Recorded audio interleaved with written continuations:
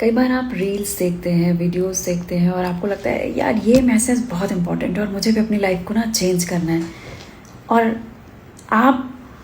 उनके बताए हुए मैसेज को अपनी लाइफ में इम्प्लीमेंट करने के लिए जब आगे बढ़ते हैं तो आपको लगता है यार इसे करना कैसे है, इसका प्रोसेस क्या है, स्टेप्स क्या है, ये तो मुझे पता ही नहीं, और थोड़े समय के बाद वो स्किप हो जाता है कहीं।